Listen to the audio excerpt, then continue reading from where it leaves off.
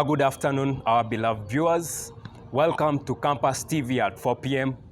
My name is Nickson Maberi. Let's take a look at the headlines. Retailers in Kampala are reporting low business sales. Mass training exercise for border riders in Kampala fails to take off. Makerere Guild elections resume. In the wake of Christmas, retailers in Kampala's downtown and uptown area are still reporting low business sales, which is not what they had anticipated for at this time of the year. Gloria and Mbabazi reports. The marginal propensity to consume for an individual was formerly estimated at 75%, but now it stands at 15%. Thus, traders are not feeling the rewards of the holiday season. The season's profits have been impacted by the COVID epidemic and the economy, accompanied by individuals going to various towns and villages. The rate at which people are spending money and purchasing goods is extremely low that even the seasonal merchandise is not moving. Additionally, COVID-19 taught people how to set priorities and adopt the saving culture. Before Christmas and during Christmas, sales zibadde nyingi nnyo nga bwe twali tukisuubira. Naye bw'okomparinga emyaka emabegako nga ebya lockdown tebinaakubeera bya COVID, n'okomparinga ne Christmas ya leero, nti Christmas eno batukiza mu percentage nti obanga emabegako baali basobola okugulira to 75%, batuswaga nti 100%.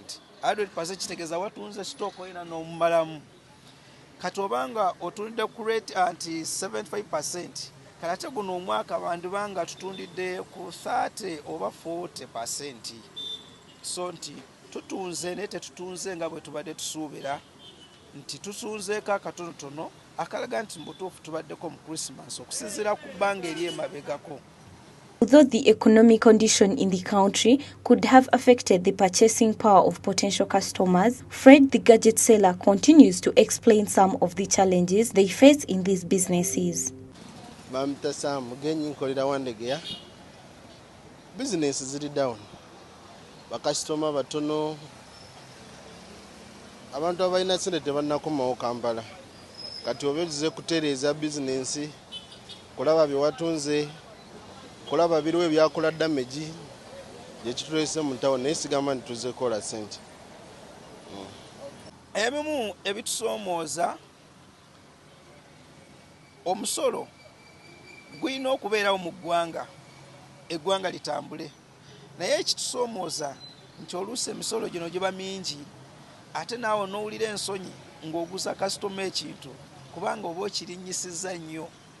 Kati oluusi n'owunzika ng'omusaliddeko asobole okukitwala, kuba bw'atakitwala kiwunzika nga kidepreciatinze nga kisse nnyo ebbeeyi, ate n'owunzika nga oliddeko akatono kisobole okutambula, kyokka nga ate naawe oli mu nsi where the cost of living is so high. Kati ebintu bitambula kasoobo kubanga bya bbeeyi. Tulina wano amasimu twagatundanga emitwalo 3 kitundu, n'olwali tusobola gitunda 3 kitundu, ogitunda emitwalo 4 kitundu n'okwambuka waggulu. Naye ng'ate kasitoma yajja agimanyi nti wano wenyini we yagigula ku 3 kitundu. Kati n'omusanga obuzibu bwa kumunyonyola nti ekintu kyalinnya, n'avaawo ewuwo n'agenda ewalala. Kati okuba abaakooye tajja kudda wuwo, awunzika nga aguzeeyo naye nga sente yadde azikuleetedde. Olw'emisolo ebintu bitufuukidde ekizibu. Ne renti yennyini alinnya buli kaseera, ate ng'alinnya naye nga bannaffe bonyini bannayuganda bannaffe babiraba.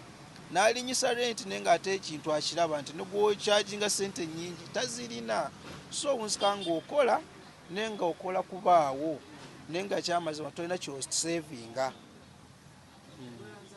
Women and young people are the biggest spenders not just during the holiday season, but also because of their enjoyment of new fashion trends. Although the nation's economic situation may have had an impact on potential customers' spending power, we should remain confident that sales will increase in the days to come as we approach a new year. Gloria and Mbabazi for Campus TV.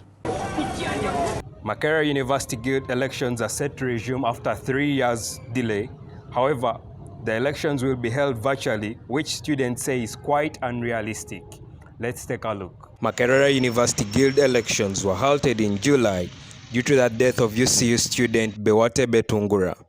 The elections are set to resume after close to 3 months. However, the elections resume with new guidelines, among which is which students say is very unrealistic and will not work. Another concern is the use of vibrance we have in these elections that makes students to own them, to participate, and to increase the voter turnout.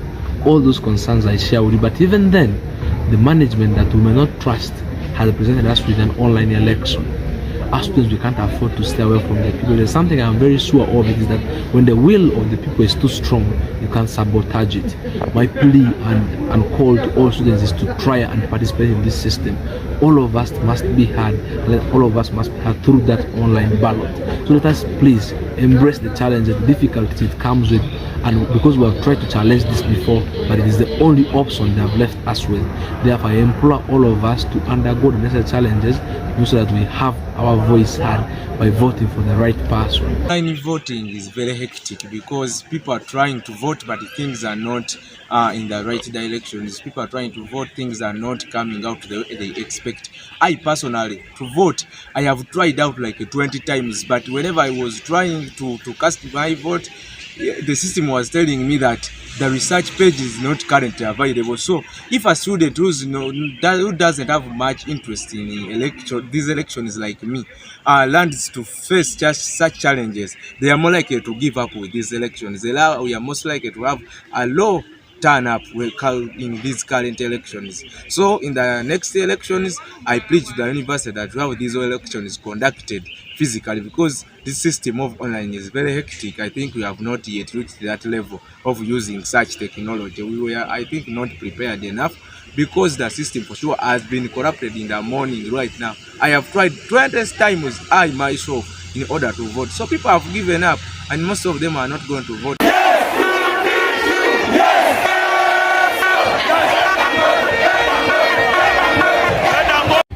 On July 14th, a scuffle ensued at this entry point between NUP and FDC supporters, resulting into the death of a UCU student, Awan Bewate Betungura. Bewate's death prompted Makerere University Council to ban the guild elections and introduce new electoral guidelines. Among the new guidelines is that Makerere University politics will be held virtually and will be purely non-partisan. However, different stakeholders say that these new guidelines will not leave the test of the time. But how true will this be? My name is Nickson Maberi, reporting for Campus TV. Mass training exercise for boda riders in Kampala has failed to take off as scheduled. At a consultative meeting in Kampala, the operators argued that the directive issued by the minister lacks their input as stakeholders. Mariet reports. Accidents related to boda are at alarming levels. This dilemma is largely attributed to poor road usage by boda riders who operate with little or no training. There is a problem of streamlining it. Streamlining it is decided from those offices. KCC, as it is duty of gazetting stages and color sensors, and even in police. There have been some lacking of trainings. Consequently, the government contracted several driving schools to carry out the exercise. So we've been undergoing training with the Ministry of Works, with KCCA, Uganda Police, to help prepare us in training the boda riders. We are very committed to changing the industry and making it better and safer for all road users. The boda operators are defiant. They have set forth their grievances which they want addressed before they respond to the training. Bukakafu ki bwe batulaga nti ebintu bye training abantu ne bye tubagamba tebagenda kuddamu kubimenyawo.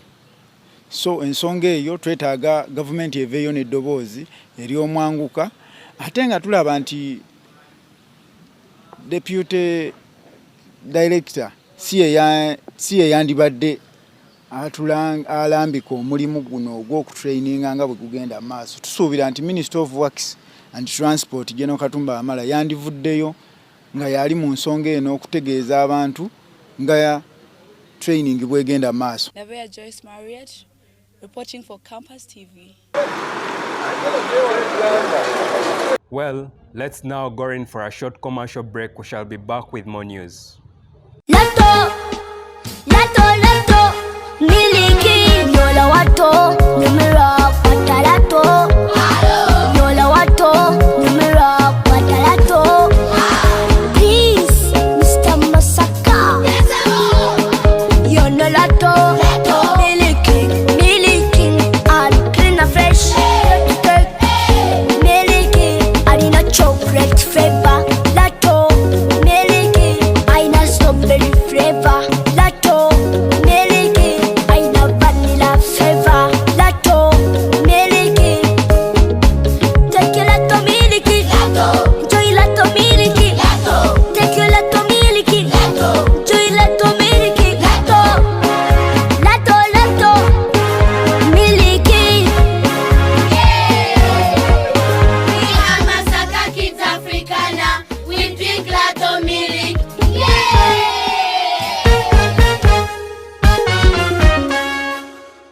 We'll be back from that short commercial break. In more news, locals in Kamocha, a suburb in Kampala, are decrying the dirty environment in which they live. Our reporter Penelope speaks to some of the residents there. Let's take a look at the details. People who live in slums of Kamocha are at a risk of getting diseases resulting from the unclean environment they live in. When we visited Chamka area in Kamocha, we witnessed litters of polythene bags, soda and water bottles, as well as food particles in many places, including in the trenches. One of the residents said that they throw rubbish in trenches because they don't have anywhere else to throw it.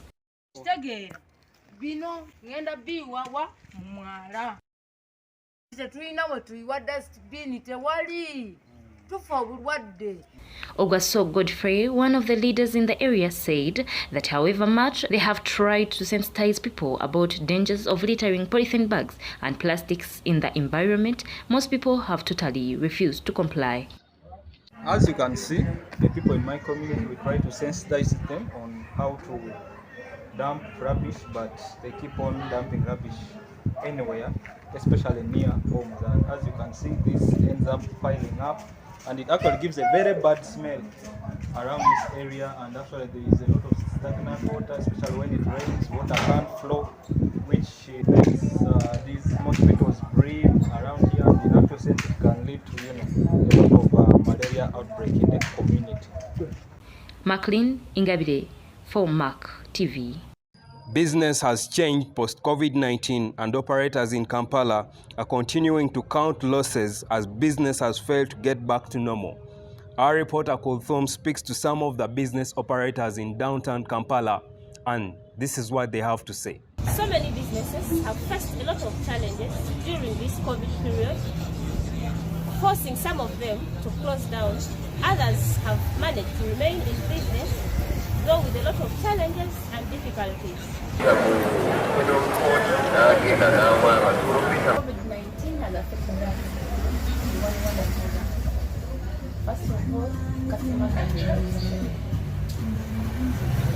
And the people who come with the low prices. I think what we are going to do next is let's go in for short loans that will make us open our businesses. We have been so many problems. We have been like in 2 years down. We have faced like we had few customers because there are no movement of people. We are recovering slowly by slowly. We are recovering slowly by slowly. That's what I can say. I won't say we are stretched, but we are just waiting for our customers to come back.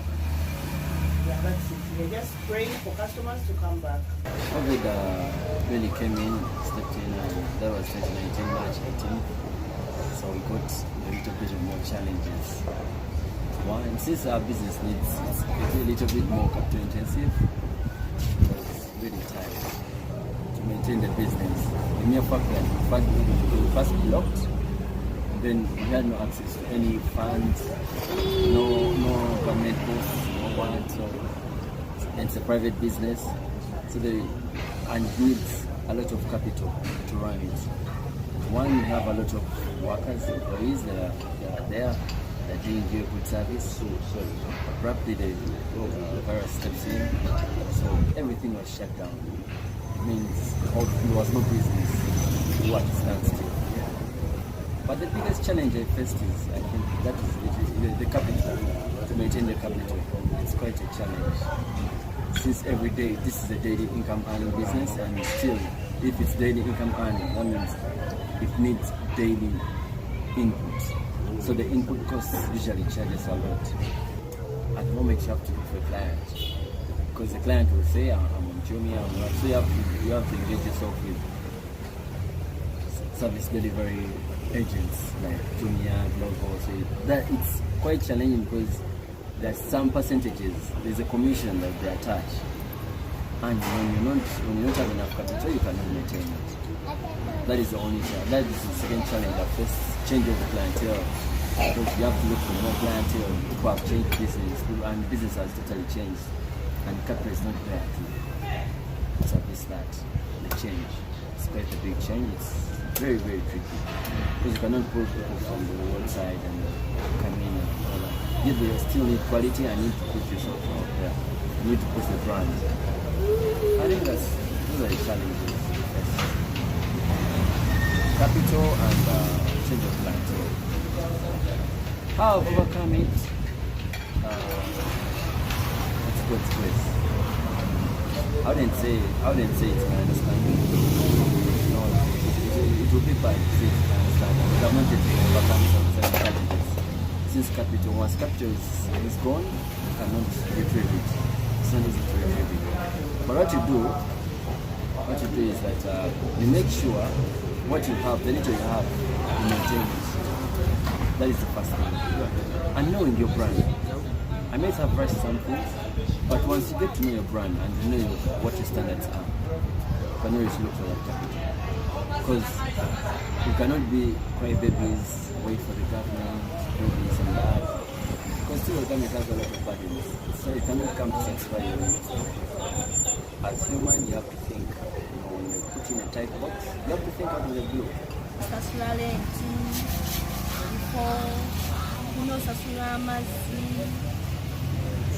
abakozi besala nga tasobola kujja mu ssente n'agenda bitunyize nnyo naye kale katusabe engeri batuguddewo tugenda tulowooza nti kinaaba oke engeri batuguddewo Zabali Kuruthum, Maberi. Well, thank you for being part of us. That is all we had time for today. My name is Nickson Maberi, and this remains Campus TV at 4 p.m.